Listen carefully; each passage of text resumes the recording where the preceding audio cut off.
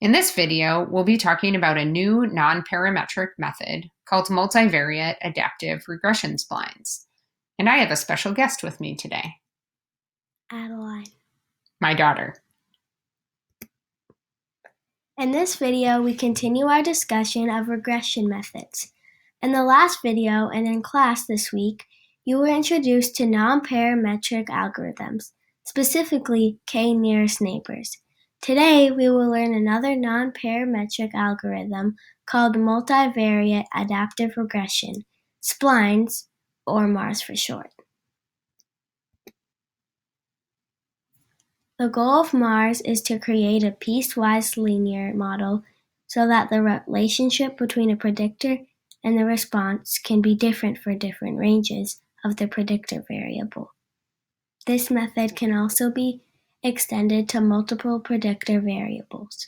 The black line in this graph is the MARS model with 4 cut points. Between the cut points, a different ordinary least squares line is fit in such a way that there is one continuous function. So we see this model allows a positive relationship between x and y when x is between 0 and just greater than 1, and a negative relationship when x is between 2 and 4.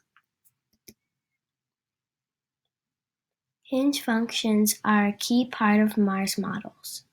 For a cut point A, define a pair of hinge functions, h of x minus a and h of a minus x, as follows. H of x minus a equals x of x minus a when x is greater than a, otherwise it is 0, and h of a minus x equals a minus x when x is less than a, otherwise it is 0. We can also write these as indicator functions, as shown on this slide.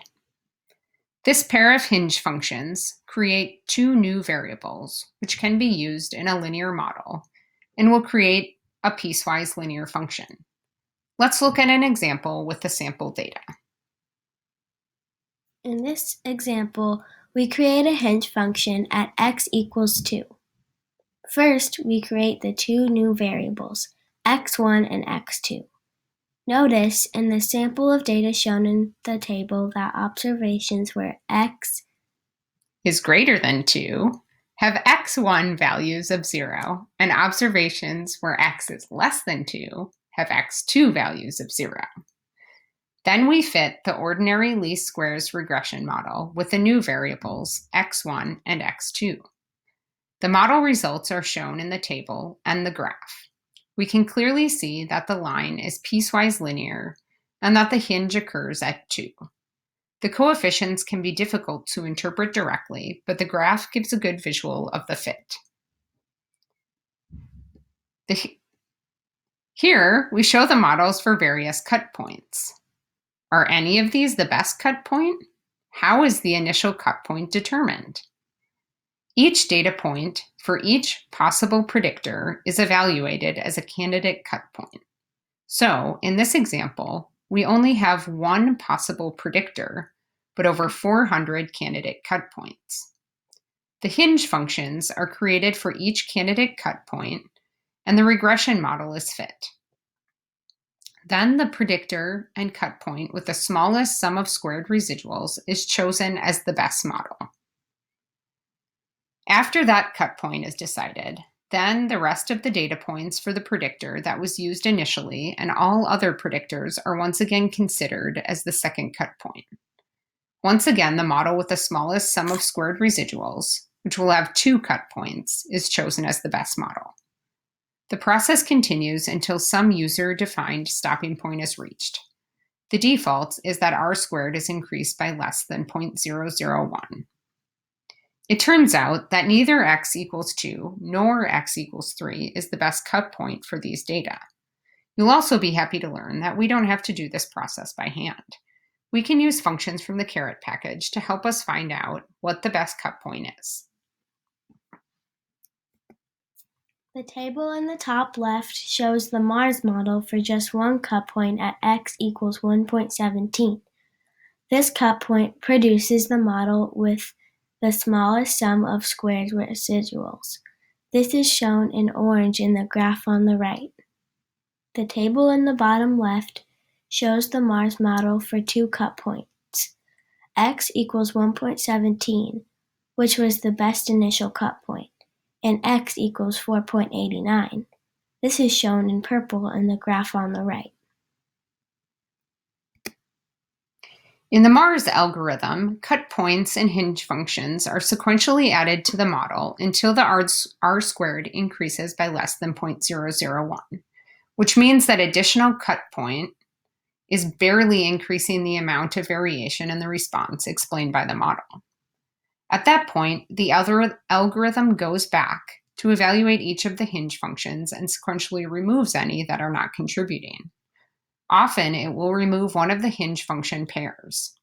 That happened with this model, as the h of x minus 1.17 function was removed. Here, we fit a Mars model to the King County house price data. To keep it simple, we only allowed it to use the variables bedrooms, square feet living, square feet lot, and year built. We can see both in the table and the graph of cross-validated RMSE. The best model using cross-validation uses 4 terms. Here, terms includes the intercept. So there are 3 coefficients for hinge functions plus the intercept. The table at the top shows the resulting Mars model that was described previously. We can use partial dependence plots to visualize the modeled relationship between each of the predictor variables and the response, holding all other variables at their mean value.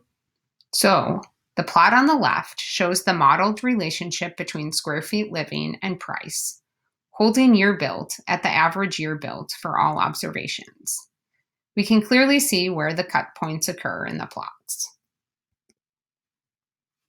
In summary, Mars models fit piecewise linear models.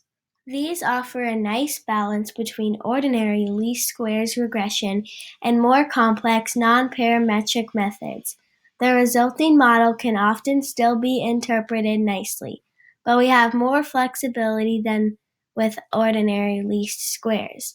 We can also fit more complex Mars models that include categorical variables and interaction terms.